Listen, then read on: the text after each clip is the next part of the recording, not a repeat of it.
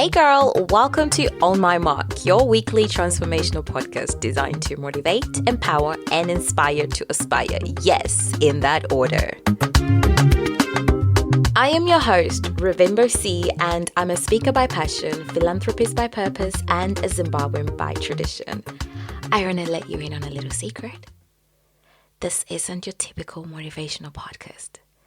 This right here is transformational. So join me every Tuesday for your weekly dosage of inspiration.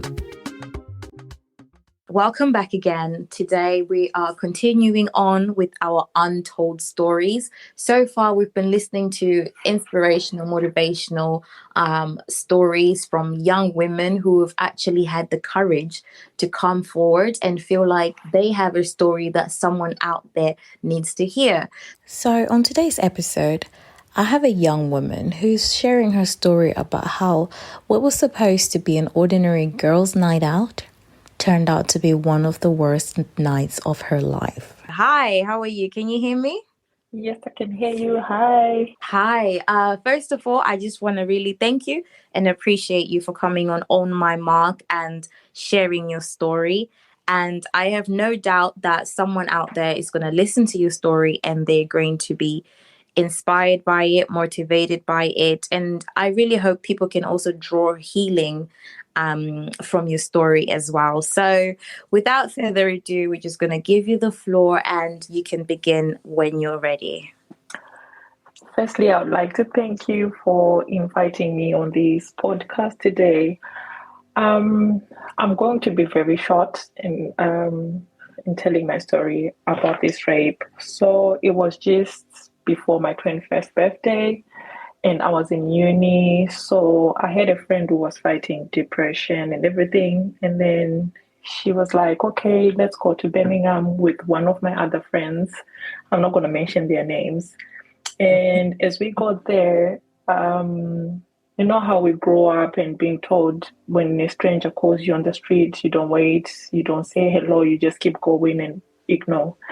So one of my friends, as we were coming from church, was like, I feel like I want to kill myself, so I just need to go and steam off at the club. As we were walking back to our hotel, two men, they were Zimbabweans as well, then they heard us speaking in our language, stopped us. One of my friends stopped, had a chat with them, and then they were like, okay, fine, we know the club you're looking for, but it's not fun. We'll take you somewhere else. Now we are going with strangers. We don't even know these guys. We got to the club. I wasn't drinking. I wasn't like taking any alcohol. And I just had my cranberry juice, left it on the table to go to the toilet and asked my friend to look after it. I came back. She wasn't even attending to my drink or anything. But then, you know, like when you're around friends and people that are saying, oh, you're like a little sister to me, you just don't, you know, it doesn't cross your mind. Yeah. So anyway, I was in the middle of writing my exams in uni at this time. So I just felt like, okay, fine, it's good for me to have a break as well.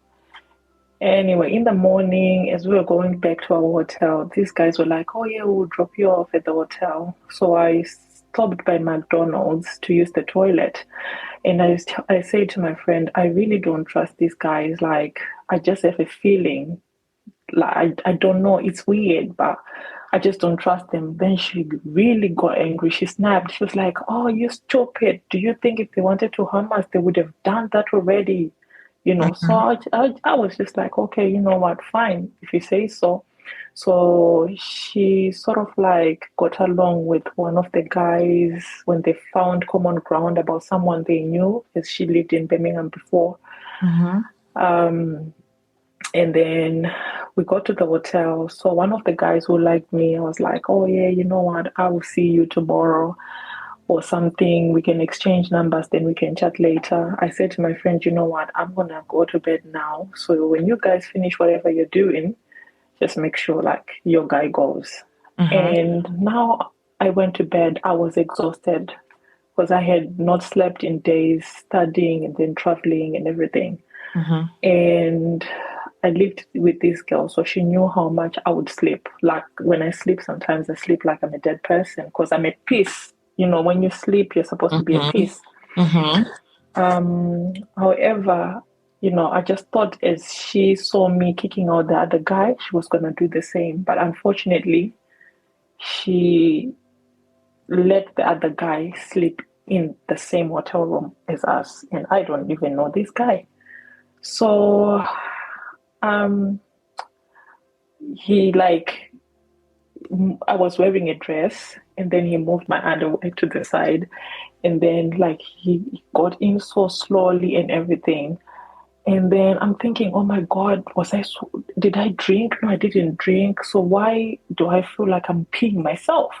So I put my hand down there, and then I'm feeling, oh my God, there's something inside me. So now Oh. I'm waking up and I see this guy just ejaculated inside of me. I was so confused at this point. I went to the toilet. I looked at my underwear. I put my hands down there and I'm seeing, oh my God, what the hell? I cannot explain that pain that I felt at that point. The only thing that I could do was to take towels. I was hitting him. How dare you do this to me? You raped me. You raped me. And then this girl wakes up and then she's like, oh, what happened? What happened? What happened? So now I'm just walking up and down the corridor in the hotel, just crying and shouting, he raped me, he raped me. I didn't even know what to do. And there were so many emotions going through me at that time. I felt like I'm just going to jump through the window. I want to kill myself. At the same time, I'm asking God, why would you let my biggest fear happen to me? Because that was always one of the things that I was scared the most to go through, rape. Because when people tell you their story about rape, you feel their pain. Mm-hmm. But you can only understand pain when you're the one who is going through that situation. Mm-hmm. So, I mean, that's what happened. I just tried to keep it nice and short, so that if you've got like any other questions that you might want to ask, you can ask. Well, first of all, like, thank you so much for sharing your story. I mean, that is such like a sensitive subject and sensitive topic, because I've heard of so many stories of people that have been raped. But wow. Okay, so I think the first thing I actually want to know is, um when you guys went back into the hotel room, did you and your friend, were you sharing the same room? Yes, we were. Okay, so obviously you've then slept and they've continued, and you obviously was expecting your friend to then kick them out when it's time Yeah. for you to sleep. Mm-hmm. Okay. Do you think like your friend was aware of what was gonna happen to you, or was she also fast asleep at the time it was happening? To be honest with you, I feel like, and usually my gut feeling is always right 99% of the time, because like I said to you before, I told her that I didn't trust these guys, and Mm-hmm. then she snapped. So I feel like at the time, when you're in university and then you're going through financial struggle sometime, I feel like she really got paid by this guy, like, if I do this, and she knew exactly how to get him in and out of the whole situation. So she was that person who is so dangerous. And sometimes if someone is your friend, you really don't want to admit that they are bad. So I feel like she got paid by this guy, because when the story went to court, I lost the case because she testified against me. And this is someone I was calling my friend.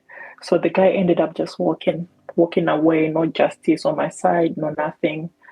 And I feel like that is just one of the hardest things for me. Like, that was one of the hardest things for me to get over, Yeah. because I reached a stage where I was angry. I was going through all kinds of emotions, because when I went back to uni, I didn't even write my exams, because at that point I tried to explain to them that, what, this is what I'm going through. But then they were like, maybe you just didn't revise and you just want a way out of this. So I ended up failing my exams and then they kicked me out of uni. So, sometimes it's we think that our friends have got our best interests at their heart, but really they don't. They sometimes just want to see your downfall. And for this betrayal, it just took me so long, Uh-huh. like for me to be able to get to that point where I could forgive her, because I felt that if I held it, like if I continued to be angry, I was going to end up taking it on other people who didn't deserve that. And Uh-huh. I felt like it's just something that would hold me back, because obviously anger and bitterness and everything can actually change you. It took me a while to actually realize that, of course, bad things happen to good people sometimes. Uh-huh. But at the end of the day, you just have to pick up the pieces and just move on. You can't destroy your life just because someone else tried to destroy it for you. Uh-huh. So you're the only person who has the power to take back control over your life and Uh-huh. just move on. So I had to make a decision whether to let this situation break me Uh-huh. or to make me a strong person. And I Uh-huh. realized that I've become stronger. Uh-huh. I took that pain and, I just told myself that I just have to carry on, because there's a time I wanted to kill myself, but the only thing that stopped me was I thought of my mom, like what pain she would have to go through for the rest of her life, because at this point I didn't even tell her what I'm going through. So even if I killed myself, she wouldn't know exactly what made me kill myself. Uh-huh. And I just didn't want her thinking, did I do something wrong for her to end up killing herself? She would have had Uh-huh. questions that nobody else can answer. Answer. Yeah. And I just wanted, like, even some of my other friends to actually understand that, sometimes we think, oh, yeah, this situation that I'm going through, I can't handle it. But that's not the end of the world, because other people are going through difficult times as well, Yeah. but then they just have to keep their head high. Wow, that is very true, and you raised quite a lot of important points in what you said. And one thing that I like that you said that I picked up was you said bad things happen to good people. And Mm-hmm. that is very true because at times, life happens. And at times we find ourselves in unideal Yeah. situations that are not ideal for us. And at times it's so easy to start questioning, is this happening to me because I'm a bad person? Why would this Mm-hmm. happen to me if I was not a bad person? But sometimes life is like that. Bad things happen to good people. But I'm Mm-hmm. so I'm so glad to hear that even though at the time when it happened you went in such a you found yourself in such a dark place, but you were somehow able to come out from that, irregardless of the pain, the hurt, the betrayal that you felt. You found strength within yourself and you came out of that, and you've learned from that. So that's really something that I would just really like to commend you on, because it's not easy to go through what you went through and come out stronger on the other side. So I really, really commend you for that. And I was actually going to ask if obviously you reported it and stuff, but you did mention that it went to court, and unfortunately her statement was against you, so you didn't end up Mm-hmm. winning the case.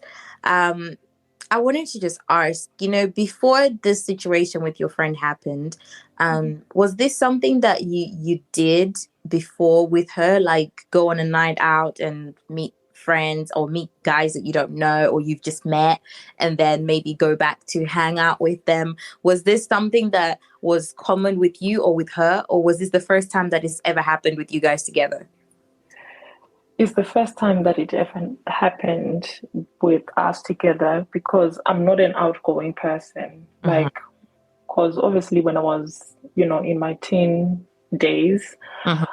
while others were clubbing, I was home babysitting and stuff like that. So I never really was much of an outgoing person. And even when I had the freedom to do so when I was in uni, I really just wasn't even interested. I think all my life in uni, I only went out maybe twice or three times when there was like a uni rave where all unis come together.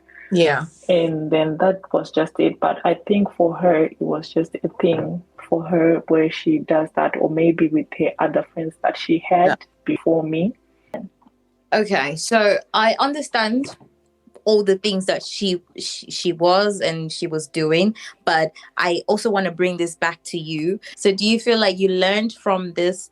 No, I wouldn't say learn. Do you feel like this experience has changed how you are with other people, and how you engage with other people, how you like form new friendships now, like from now on? Do you feel like that experience has changed you in that way? Yeah, definitely. Because even now, if I go to a friend's house, I can't sleep around other people anymore, because I just have this, what if, what happened to me before will happen to me again. So even if we have fun, sometimes I find myself where I'm just driving even at 1 a.m. I'm going back home. I don't care whatever time it is, but I'm not just going to close my eyes in another person's house. And I feel like sometimes that's not nice, because some of your friends, your genuine friends, are asking, why is she like this? So it sort of has like a negative impact somehow on how like I handle my friendships now because of that experience. Okay, I totally understand. I totally understand where you're coming from. And just before we finish, I really want to ask you, having gone through that and having been through that experience, did it affect how you viewed men after that? Or did it affect you getting into relationships, or allowing like another guy or another man to get close to you? Yes, it did. And when I finally got into a relationship that was meaningful, um, I mean, I was just not this same person who is like, caring and everything, because I just felt like maybe men are just the same. Maybe you just want something. Maybe, like, yeah, it was really, really different and very hard to actually understand that this person actually loves you truly, actually cares about you truly. So I feel like sometimes when you're just going out, just be careful, take care of yourself as a girl. Don't trust people too much. Just just have your limits. If you're drinking, have a limit. Don't get too drunk and expect anyone to take care of you, because other people just don't really care about anyone. Yes. So true. I definitely agree with you saying especially nowadays, everybody's just, everyone wants to have a good time, and there's nothing Yeah. having a good time. But you're definitely correct in saying that if you are going to go out and have a good time, know your limits, be cautious of where you are, who you are with, and just know that you can still look after yourself, because you never know what could happen. You never know what people's intentions are. You just never know. So it's always Definitely. just, to just look after yourself, in as much as we all want to have fun and enjoy ourselves. Wow. Thank you so much for sharing your story with us. Honestly, we really, really appreciate that. And just a quick final advice before you go. Do you have any lasting words you just want to advise any like young people right now who may be currently in uni, out partying with friends, meeting guys, one night stands, all of that? Because we know it's happening out there, we know it is happening. Or any young person that has been raped before and that also has a story, and that is currently trying to get over that, that experience. Anything that you have to say. I would like to just advise girls to be, cautious about their friends, especially limit what you share with your friends as well, because sometimes people are there to kill your dreams, especially when you have bigger dreams. Yeah, just try to be cautious of your friends. I would say friends are the biggest problems that we have, because there's so much there's so many fake people out there nowadays. It's not like back in the day where, you find a friend and you're friends for 10 years. Nowadays, you find a friend, they're backbiting you, they're planning other things about you behind your back. They can even take your boyfriend from you nowadays. So I just want to say to people, just be careful about the way you live your lives out there. That's my advice. Okay, well, thank you so much in your advice, in your story, and in everything that you have said. We really appreciate you once again for coming on my mark. And I just want to advise, and I just want to say to anyone out there who's listening today that never be ashamed of your story. If you need to speak to someone, speak to someone. If you need to seek for help, need to seek for help. And if you have a story that you'd want to share, then please get in touch with us. Thank you. And also, guys, seek counseling if you need counseling. Because I didn't get any counseling, I didn't get any therapy. I basically had to do everything by myself.